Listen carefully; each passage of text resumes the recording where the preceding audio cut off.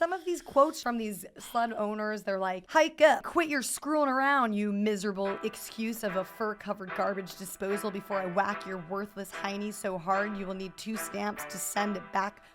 Wow. What? Sounds like my old drama teacher from high school. It's like a whole monologue. Highly abusive. There's no need to smack anyone's hiney. And why are you talking about their hiney? Unless it's requested. Really?